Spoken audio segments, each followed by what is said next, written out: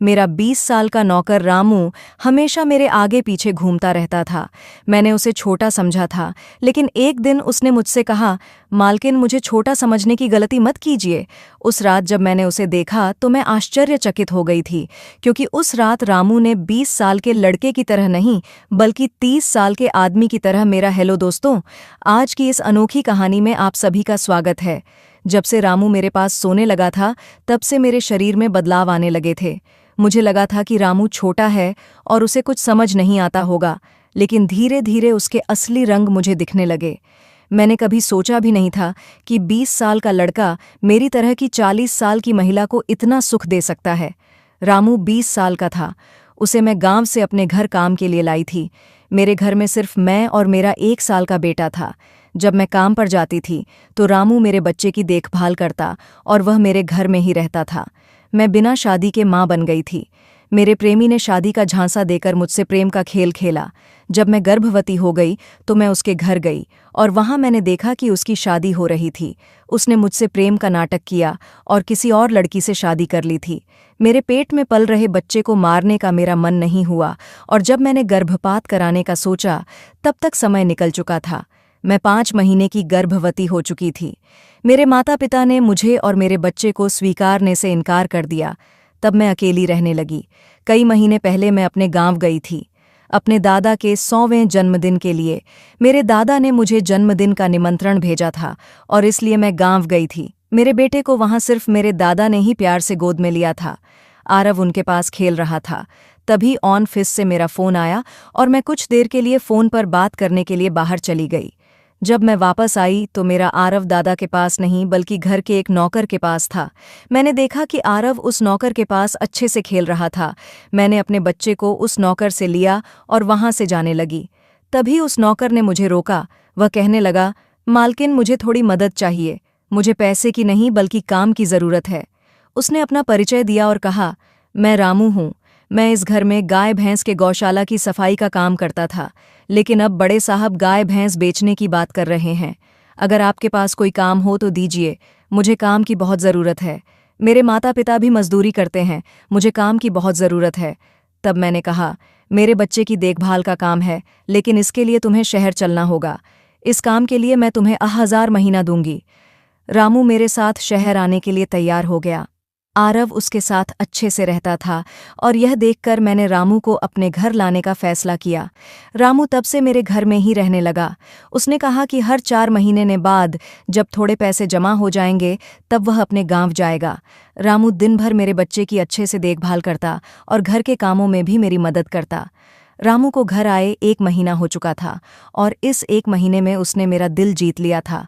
उसकी देखभाल से मेरे बेटे की सेहत भी सुधर गई थी, जो आरव मुझे परेशान करता था। अब वह रामू के हाथों से अच्छे से खाना खाता था। मैंने रामू को एक अलग कमरा दिया था। एक दिन रात में आरव बहुत रोने लगा। किसी भी तरह से बे नहीं हो रहा था।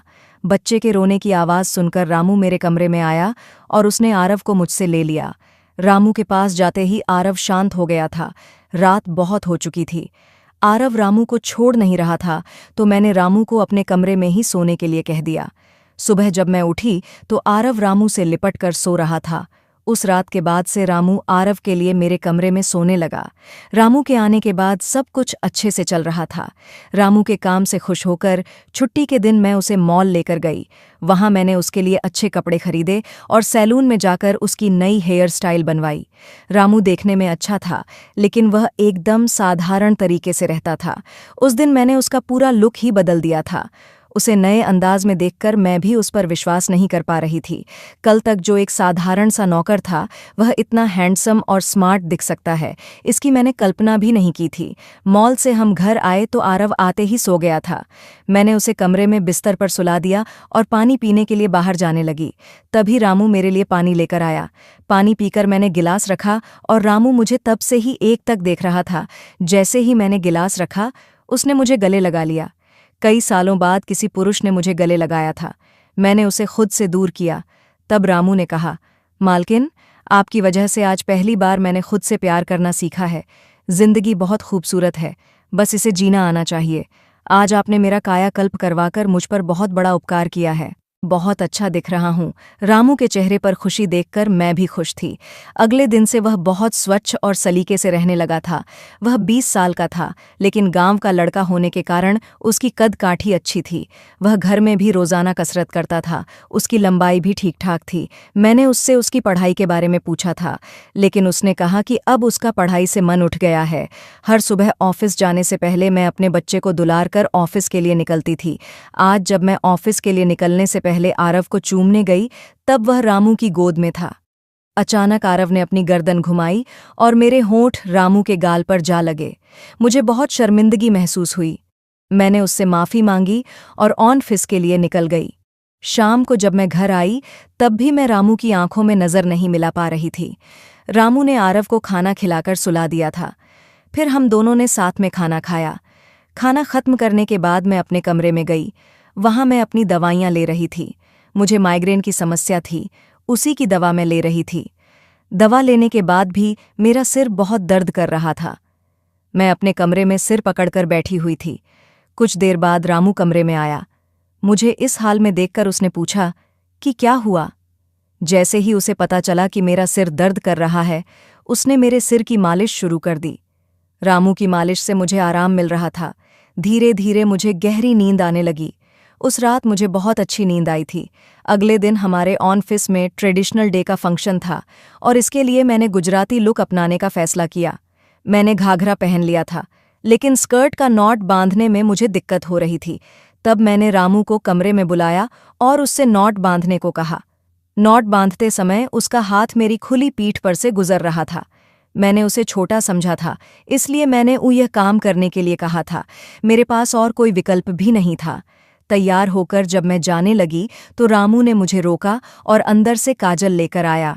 उसने मेरे कान के पीछे काजल लगाया और कहा, मालकिन, अब आपको किसी की नज़र नहीं लगेगी। आप बहुत सुंदर लग रही हैं। उसकी बात सुनकर मैं हंसी और चलने लगी। उस दिन शाम को जब मैं घर आई तो मेरे साथ मेरी एक सहेली और उसका प्रेमी भी आया। रामू ने आज बहुत अच्छा खाना बनाया था। मेरी सहेली प्री 4 दिन मेरे घर रुकने वाली थी। अगले 3 दिन उसका प्रेमी भी मेरे घर पर था। अगले दिन रात को रामू ने खाना बनाया और प्रिया और उसके प्रेमी को खाने के लिए बुलाया, लेकिन वे दोनों कमरे में ही ड्रिंक कर रहे थे। प्रिया तो बहुत ज्यादा पी चुकी थी। वह खाना खाए बिना ही सो गई। उसका प्रेमी रोहन हमारे साथ खाना खाने बैठा। उसने कहा, प्राची, तुम प्रिया से भी ज्यादा सुंदर हो।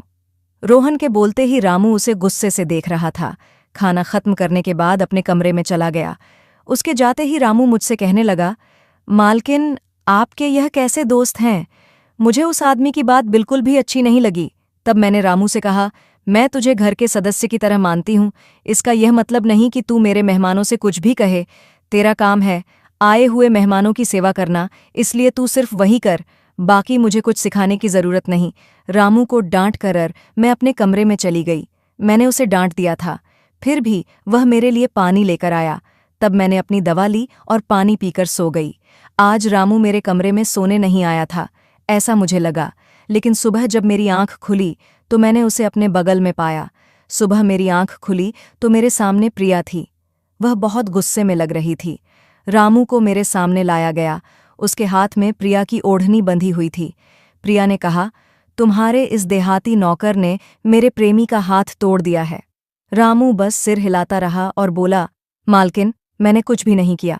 रात को रोहन साहब नशे में थे, तभी उनका संतुलन बिगड़ गया होगा और वे गिर गए होंगे। रामू, भला रोहन साहब पर हाथ क्यों उठाएगा? प्रिया अब भी नशे में लग रही थी, ऐसा मुझे लगा। रामू ने मेरे लिए उन दोनों से माफ़ी मांगी। प्रिया और रोहन तभी वहां से चले गए। रामू मुझसे भी माफ़ी मांगने लगा। मुझे पता था कि उसने कुछ नहीं किया था। आज मैंने छुट्टी ली थी, क्योंकि कई दिनों से मैं बहुत व्यस्त थी। आज सोचा कि खुद के लिए थोड़ा समय निकालूं। नाश्ता करने के बाद मैं फिर से 1 घंटे के लिए सो गई। आरव भी मेरे साथ सो गया था। उठने के बाद मुझे 1 कप चाय की ज़रूरत महसूस हुई। मैं रामू को चाय बनाने के लिए पुकार रही थी, लेकिन उसकी तरफ से कोई जवाब नहीं आ रहा था। उसे ढूंढते ढूंढते मैं उसके कमरे में गई। वहां जाकर देखा कि रामू अभी अभी नहाकर बाथरूम से बाहर आया था। उसने शर्ट नहीं पहनी थी। मैंने पहली बार उसे इस तरह देखा। रामू का शरीर बेहद मजबूत था। उसका शरीर किसी योद्धा की तरह दिख रहा था। मैं उसे टकटकी लगाकर देख रही थी। मुझे उस वक्त कोई होश नहीं था। कई सालों बाद मैं किसी जवान पुरुष को इस तरह बिना कपड़ों के देख रही थी। मैं उसे टकटकी लगाए देख रही थी। तभी रामू ने मुझे आवाज़ दी। वह मेरे सामने शर्ट पहनकर खड़ा था। फिर भी मैं अपने सुद्ध बुद्ध खोए उसे देख रही थी। उसने मेरी आंखों के सामने छुटकी बजाई। तब मैं होश में आई और उससे कहा कि मेरे लिए चाय बना दे। आज घर में ही थोड़ा खुद का स्किन केयर करने का सोचा, इसलिए दोपहर के समय में अपने कमरे में अपना पार्लर चलाने लगी। उस समय मैंने शॉर्ट्स और गाउन पहन रखा था और मैं अपने पैरों का वैक्सिंग कर रही थी। वैक्सिंग करते समय गलती से मैंने थोड़ा ज्यादा गर्म वैक्स अपने पैर पर लगा लिया, जिससे जलन हुई और मेरे मुंह से तेज आवाज निकल गई।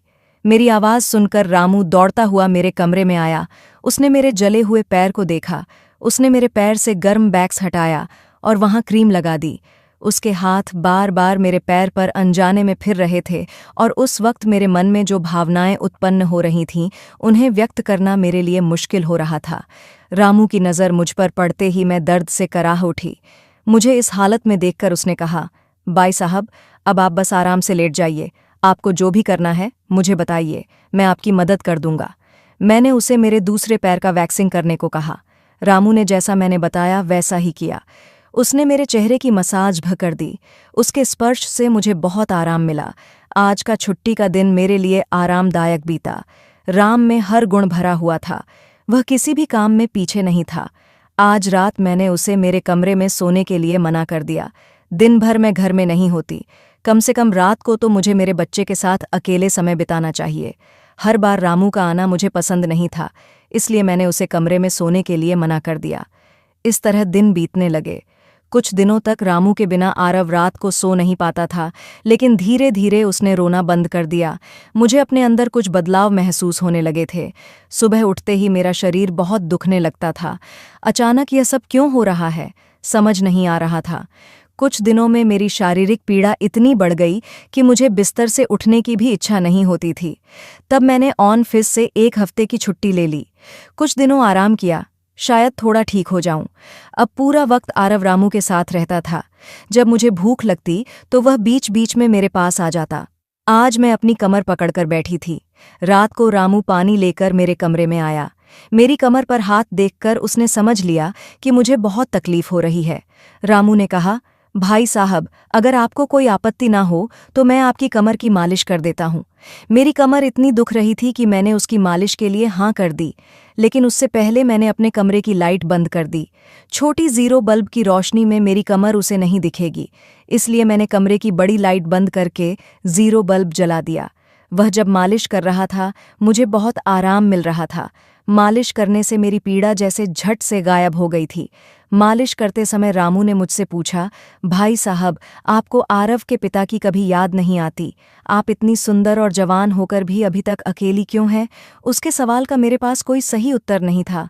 मैंने उससे कहा कि शायद तुम्हारे सवाल का उत्तर मेरे पास नहीं है। उस सवाल पर वहीं विराम लग गया।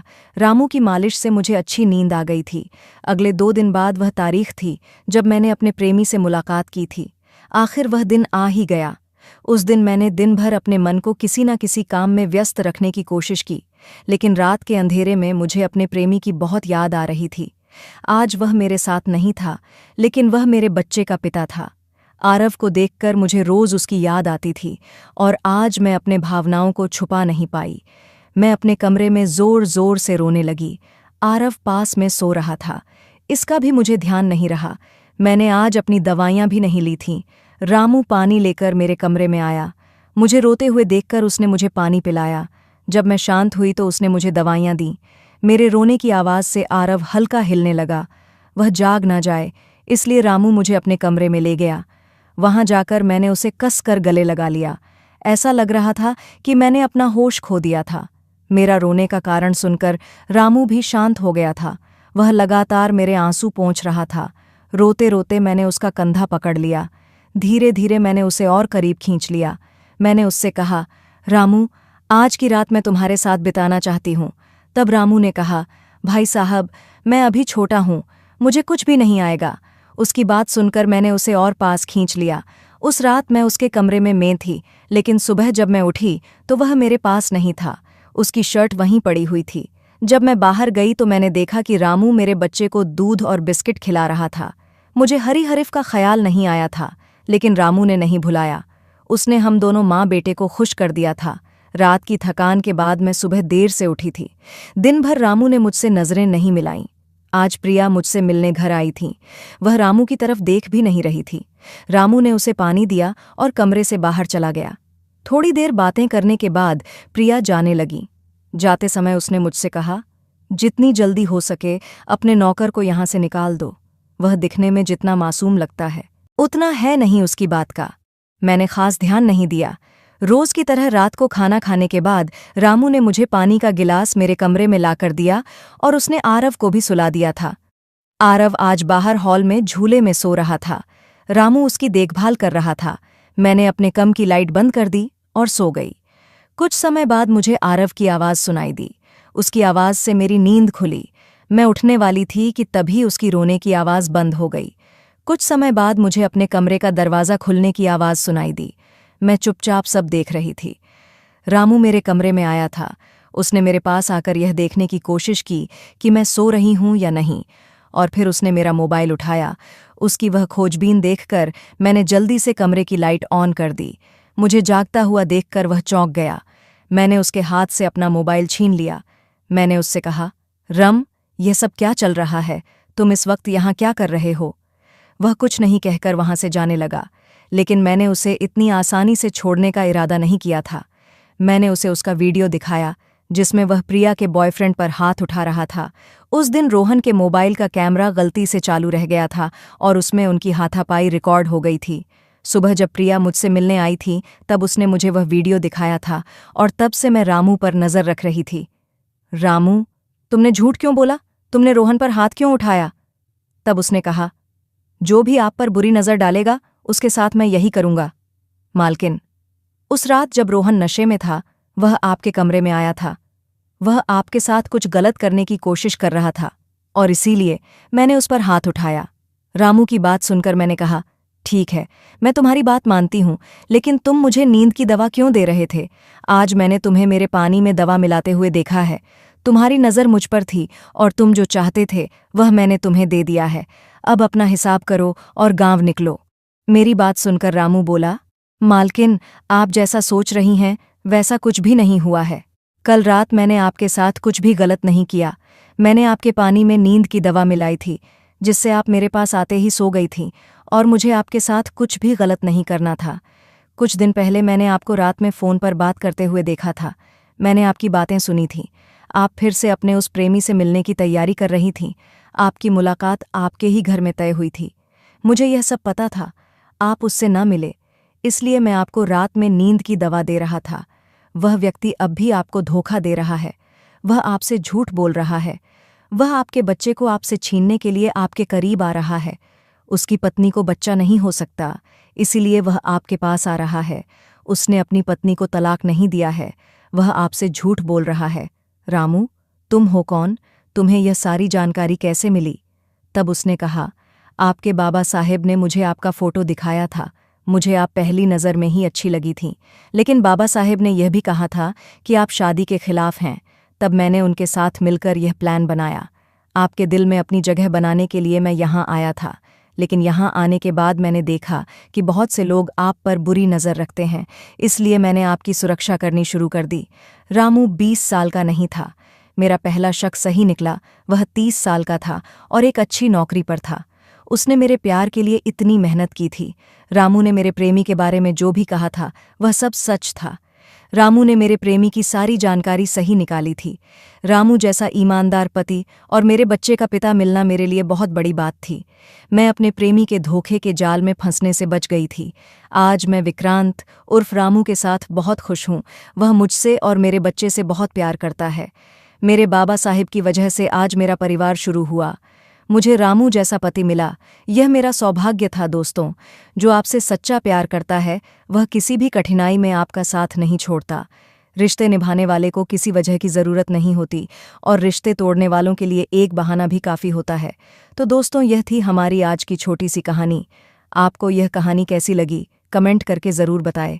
अगर आपको यह कहानी पसंद आई हो तो इसे लाइक करें और अपने दोस्तों के साथ शेयर करें। आगे भी ऐसी ही रोमांचक कहानियों के लिए हमारे चैनल को सब्सक्राइब करें और बेल आइकन दबाना ना भूलें ताकि आप हमारी कोई भी कहानी मिस ना करें। धन्यवाद।